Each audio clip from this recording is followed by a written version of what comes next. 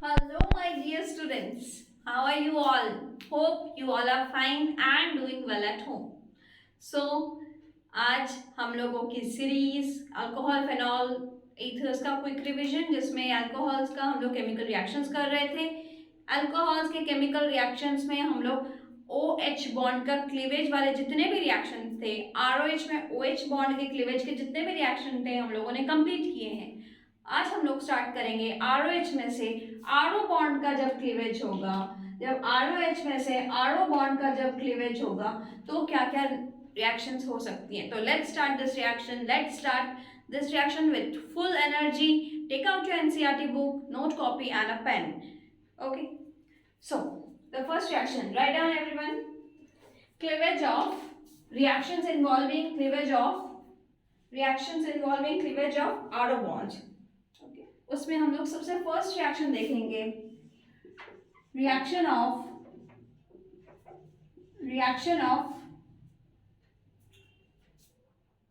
Hydrogen acids. देखिए hydrogen acids का क्या रिएक्शन है। ठीक है, हाइड्रोजन एसिड्स के रिएक्शंस देखते हैं। हाइड्रो एसिड्स मतलब हाइड्रोजन हैलाइड्स भी बोल सकते हैं। ये रिएक्शन आप लोग हैलोजेन्स में भी पढ़े थे, दिखाई दे रही है ना फोटो। लुकास रिएजेंट में जब किया था तभी आपने किया था कि जब अल्कोहल HCl की प्रेजेंस में कॉन्सेंट्रेटेड HCl एनहाइड्रस ZnCl2 अगर डालते हैं, this reagent is called concentrated. Question MCQ में आ सकता है, कॉन्सेंट्रेटेड HCl और एनहाइड्रस ZnCl के रिएजेंट को क्या बोलते हैं। तो इस रिएजेंट को हम लोग बोलते हैं लुकास रिएजेंट। तो जब ROH में लुकास रिएजेंट डालते हैं, तो ये OH is replaced by this chlorine and the reaction become RCl। और क्या निकल जाता है, OH और H मिलके water remove from the reaction। So you get this reaction undergoes by substitution reaction। OH replace हो गया Cl से और water eliminate हो गया। ठीक है, तो ये रिएक्शन आपका सबसे पहला। दूसरा रिएक्शन हम लोग करते हैं dehydration reaction. Number 2, dehydration reaction. Alcohol जब डिहाइड्रेटेड हो जाएगा तो क्या होगा, important dehydration reaction is very important. तो डिहाइड्रेशन रिएक्शन हम लोग कैरी आउट करेंगे यूजिंग कॉन्सेंट्रेटेड H2SO4 और फॉस्फोरिक एसिड H3PO4। तो हम लोग, मैं करवा रही हूँ तुम लोग को NCERT पेज 330 से।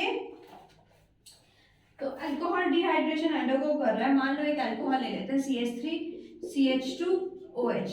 इसमें अगर हम लोग एसिड देते हैं कॉन्सेंट्रेटेड H2SO4 एंड हीट देते हैं, तो इस रिएक्शन में एल्कीन बन जाता है। Alkene OH and alpha beta से हाइड्रोजन रिमूव होता है, एल्कीन बन जाता है। द फाइनल रिएक्शन बिकम, यहाँ तो अपना इथीन बन जाएगा, अपना क्या बन जाएगा, इथीन बन जाएगा। OH निकल गया अल्फा कार्बन से, OH के पास वाला कार्बन अल्फा, उसके पास वाला बीटा।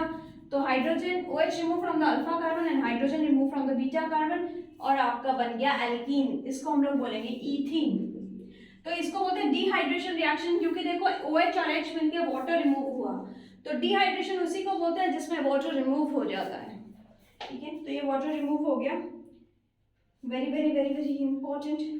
Second reaction AB। अगर यही हम लोग इस रिएक्शन में रिएक्शन बेस्ट करता है, 3 degree alcohol best rehydration reaction करता है, फिर 2 डिग्री अल्कोहल और फिर 1 डिग्री अल्कोहल। क्योंकि ये रिएक्शन मैकेनिज्म हम लोग देखते हैं, ये रिएक्शन मैकेनिज्म में कार्बोकेटाइन फॉर्मेशन के थ्रू प्रोसीड होता है एंड कार्बोकेटाइन 3 डिग्री का बेस्ट बनता है। तो यही चीज में मैं अगर एक 1 डिग्री लूं, एक 2 डिग्री लूं, एक 2 डिग्री अल्कोहल लेती हूं और एक 3 डिग्री अल्कोहल लेती हूं, इधर 3 डिग्री अल्कोहल लेती हूं,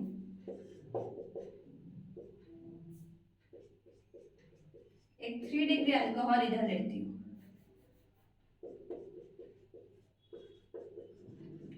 तो ये 1 डिग्री ये 2 डिग्री, ये 3 डिग्री। इनमें अगर हम लोग डिहाइड्रेशन रिएक्शन करेंगे तो बेस्ट कौन सा करेगा, 1 डिग्री, 2 डिग्री या 3 degree? 3 degree definitely will undergo best reaction. तो इसको अगर हम लोग H2SO4 से ट्रीट करते हैं इन प्रेजेंस ऑफ हीट, कितना, 443 केल्विन। ये टेम्परेचर एक बार सैंपल पेपर के क्वेश्चन में था कि कितना टेम्परेचर चाहिए, 443 केल्विन चाहिए 1 डिग्री को एल्कीन बनने में in presence of this acid, concentrated acid. अच्छा, अब इसको उतना टेम्परेचर नहीं चाहिए, ये 440 केल्विन में भी हो जाएगा 2 डिग्री वाला। और इसका परसेंटेज भी 100% नहीं चाहिए, 85% अगर फॉस्फोरिक एसिड दे रहे हैं तो भी काम बन जाएगा। 3 डिग्री और ज्यादा रिएक्टिव है तो 20% फॉस्फोरिक एसिड से भी काम निकल जाएगा और हीट भी 358 केल्विन में ही एल्कीन बन जाएगा। तो देखो डिफरेंस देखो 1 डिग्री, 2 डिग्री और 3 डिग्री में। 1 डिग्री में sulphuric acid in presence of 443 kelvin, इसका 440 केल्विन, इसका 358 केल्विन। तो हम लोग फर्स्ट वाला देखते हैं, एल्कीन बनेगा CH2 डबल बॉन्ड CH2, ये इथीन बना। इसमें OH के पास वाला कार्बन, इन दोनों के बीच में डबल बॉन्ड आएगा तो CH2 double bond CH single bond CH, यानी प्रोपिन बनेगा। इधर बनाओ तो भी प्रोपिन, इधर बनाओ तो भी प्रोपिन। इसमें भी OH के पास वाले कार्बन अल्फा और बीटा देखो 3 है, दिस कहीं पे भी एल्कीन बना दो, इसके बीच में डबल बॉन्ड लगा दो, चाहे इनके बीच में डबल बॉन्ड लगा दो, इनके बीच में डबल बॉन्ड लगा दो, बात वही है। OH निकलेगा अल्फा से, हाइड्रोजन बीटा से, तो CH2 double bond C, CH3 CH3, finish. देखो बन गया, सारे रिएक्शन बन गए। 1 डिग्री, 2 डिग्री, 3 डिग्री, सबसे अच्छा करेगा 3 डिग्री। ठीक है, अब ऑक्सीडेशन रिएक्शंस हम लोग देखते हैं कि ऑक्सीडेशन रिएक्शन किस तरह से होगा। अब हम लोग देखेंगे ऑक्सीडेशन रिएक्शंस, अल्कोहल्स का ऑक्सीडेशन रिएक्शन। तो ऑक्सीडेशन रिएक्शंस में हम लोग देखेंगे ऑक्सीडेशन रिएक्शंस में हम लोग देखेंगे कि अगर अल्कोहल को ऑक्सीडाइज करते हैं, अल्कोहल को अगर ऑक्सीडाइज करते हैं तो वो कन्वर्ट होगा एल्डिहाइड में, और एल्डिहाइड को अगर फिर से ऑक्सीडाइज करते हैं तो वो कन्वर्ट होगा कार्बोक्सिलिक एसिड में, कार्बोक्सिलिक एसिड में। तो किस किस में जा रहा है, अल्कोहल को अगर हल्का माइल्ड ऑक्सीडाइजिंग एजेंट देते हैं, यहाँ पे हल्का माइल्ड ऑक्सीडाइजिंग एजेंट, उतना ज्यादा नहीं चाहिए तो इसमें जाएगा। और एल्डिहाइड को अगर फिर से माइल्ड ऑक्सीडाइजिंग एजेंट देते हैं, हल्का फुल्का ऑक्सीडाइजिंग एजेंट देते हैं, तो वो कार्बोक्सिलिक एसिड में कन्वर्ट होता है। दिस इज द सीरीज, ये स्टेप में आगे बढ़ता है। अब आपको अगर अल्कोहल से डायरेक्ट कार्बोक्सिलिक एसिड में जाना है तो भी जा सकते हो, लेकिन इसमें क्या चाहिए, strong oxidizing agent, strong oxidizing agent चाहिए। अगर डायरेक्ट आपको जंप करना है first step to third step तो you need a strong oxidizing agent. Now 1 degree alcohol कैसे हीट करने से क्या होगा, 2 डिग्री अल्कोहल को हीट करने से क्या होगा, लेट अस स्टार्ट दिस। तो 1 डिग्री अल्कोहल एक कोई भी ले लो, CH3CH2OH, R के फॉर्म में आपको NCERT बुक में मिलेगा। इसमें माइल्ड ऑक्सीडाइजिंग एजेंट हम लोग देते हैं क्रोमिक एसिड, क्रोमिक एसिड। तो ये अल्कोहल फंक्शनल ग्रुप कन्वर्ट हो जाएगा इथानॉल में, CH3CH2, CH3CH2OH जो था, इथानॉल जो था, कन्वर्ट हो गया इथानल में, इथानल एल्डिहाइड में कन्वर्ट हो गया, यानी 1 डिग्री अल्कोहल एल्डिहाइड में कन्वर्ट हो गया। अब एक और नया एक ऑक्सीडाइजिंग एजेंट देखते हैं। अगर मान लो ये लेते हैं PCC ऑक्सीडाइजिंग एजेंट, ये भी माइल्ड ऑक्सीडाइजिंग एजेंट, इसका नाम है पिरिडीनियम क्लोरोक्रोमेट। पिरिडीनियम एक बेस है, पिरिडीनियम क्लोरोक्रोमेट अगर लेते हैं तो इसमें देखो एक डबल बॉन्ड भी है और एक अल्कोहलिक ग्रुप भी है। तो डबल बॉन्ड को अनटच रख के, डबल बॉन्ड को बिना कुछ किए OH फंक्शनल ग्रुप कन्वर्ट हो जाएगा एल्डिहाइडिक ग्रुप में। तो CH3CH डबल बॉन्ड CH और लास्ट वाला कन्वर्ट हो जाएगा CHO। 1 2 3 4, 1 2 3 4। देखिए समझ में आ रहा है क्या। 2 डिग्री अल्कोहल किस में कन्वर्ट होगा, तो ये अनटच रहा, ये functional group. This ketone group को अगर ऑक्सीडाइज करें तो कीटोन ग्रुप ऑक्सीडाइज होके किस में जाएगा, 2 डिग्री अल्कोहल को अगर ऑक्सीडाइज करें, 2 डिग्री को अगर ऑक्सीडाइज करें, 2 डिग्री अल्कोहल, ये 2 डिग्री अल्कोहल है, उसको ऑक्सीडाइज करें क्रोमिक एसिड देखें तो वो कीटोन बनता है। तो अगर क्वेश्चन आएगा कि 2 डिग्री अल्कोहल को ऑक्सीडाइज करने से क्या बनता है, 1 डिग्री अल्कोहल को ऑक्सीडाइज करने से क्या बनता है, 1 डिग्री को अल्कोहल को अगर हीट करोगे, ऑक्सीडाइज करोगे तो इथानल एल्डिहाइड, 2 डिग्री अगर अल्कोहल को हीट ऑक्सीडाइज करते तो वो बनता है कीटोन, एसीटोन या प्रोपानोन। प्रोपानोन। तो this is your answer. Now last part of this chapter, last part of this reaction mechanism, बहुत बहुत इंपॉर्टेंट। देखें क्या है लास्ट पार्ट।